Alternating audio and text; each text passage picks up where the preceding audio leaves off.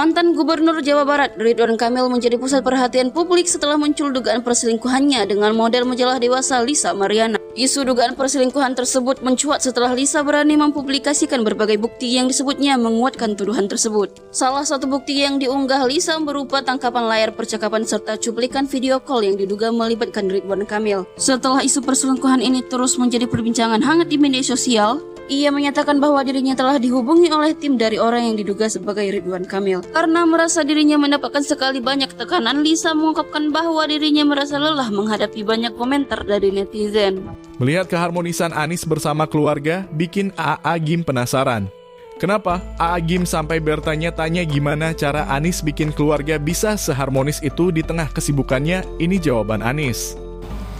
Kuncinya menurut saya ada justru pada istri saya, bukan di saya. Ferry namanya. Kalau Ferry di depan anak-anak berkeluh kesah, maka anak-anak saya akan semua berkeluh kesah. Kalau Ferry di depan anak-anak mengatakan bahwa ini Anies kurang waktu di rumah, Anies banyak di sini, banyak di sini. Bapak, misalnya nih, saya udah janjian, sering kejadian, udah janjian, nggak taunya acaranya nggak selesai on time. Jadi saya janjian sama anak-anak dan keluarga terlambat.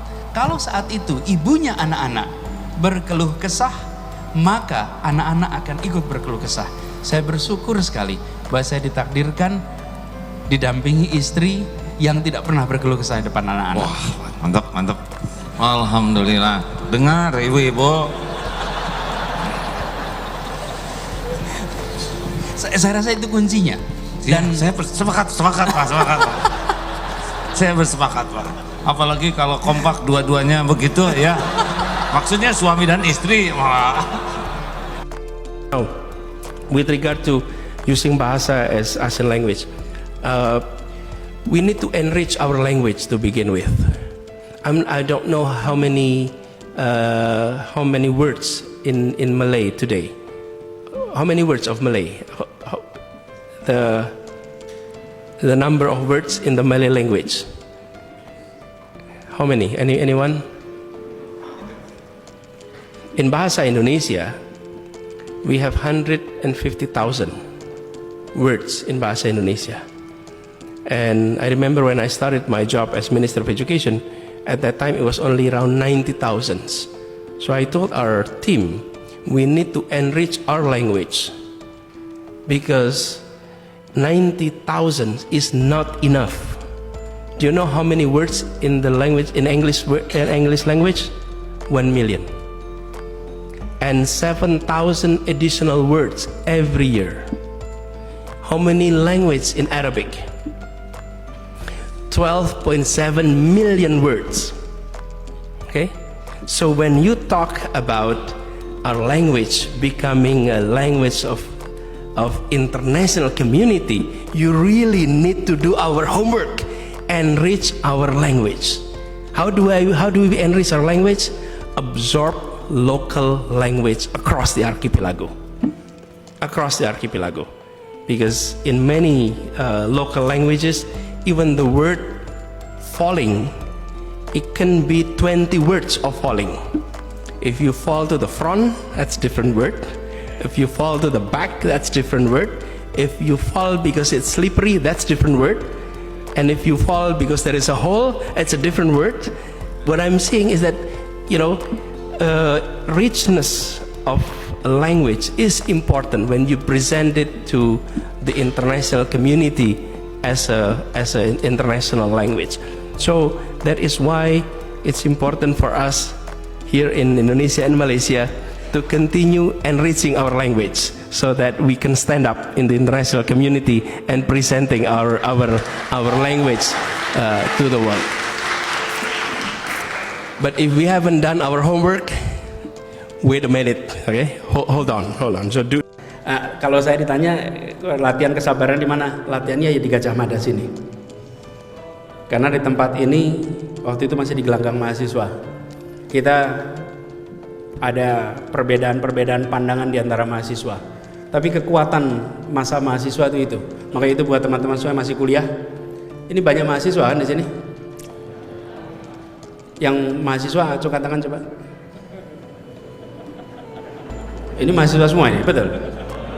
Ntar saya foto sebentar.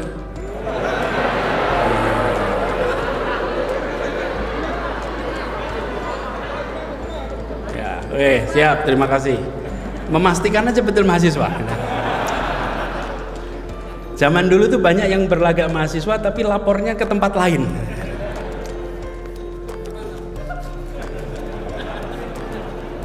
Nah, ini teman-teman, zaman mahasiswa. Waktu itu masih di gelanggang mahasiswa. Saya pernah, waktu itu saya ketua senat. Kemudian ada yang menentang senat mahasiswa. Tidak setuju dengan adanya senat. Dan apa yang terjadi? Debat. Debat pernah diadu, debat. Duduk dua orang, saya dengan satunya yang menentang senat mahasiswa, ditonton kira-kira 300-an orang. Kalau saya lagi ngomong disorai oleh yang menentang senat, kalau dia lagi ngomong disorai oleh yang mendukung senat. Berdebat terbuka dan berteman. Karena itu kalau ada yang mengkritik tidak perlu dilaporkan. Iya. Karena itu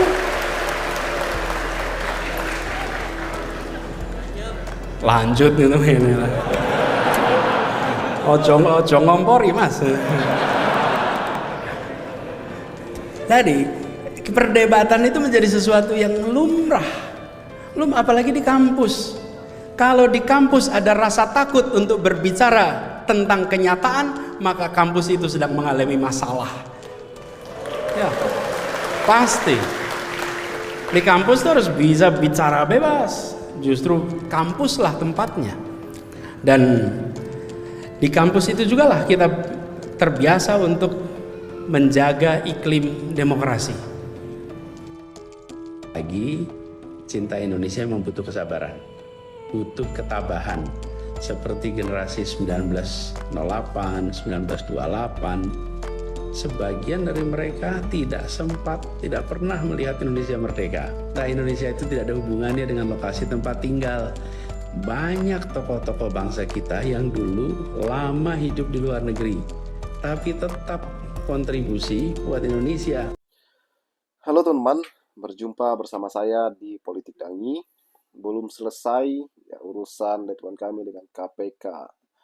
Ya, baru-baru ini ya viral di media sosial ya dugaan perselingkuhan Ridwan Kamil, teman-teman. Ada seorang wanita mengaku ya ada hubungan dengan Ridwan Kamil. Jadi pro dan kontra, teman-teman. Kita tidak tahu kebenarannya seperti apa ya. Dan ini membuat kita tuh geger ya. Apakah mungkin ya atau ini hanya pengalian isu ya. Kalau kita lihat undang-undang TNI saat ini masih hangat ya, demo di mana-mana, teman-teman. Jadi, apakah ini pengalian isu supaya fokus masyarakat itu kepada Ridwan Kamil ya kan? Dan kita lihat saja perkembangannya ke depan. Bagaimana menurut kalian?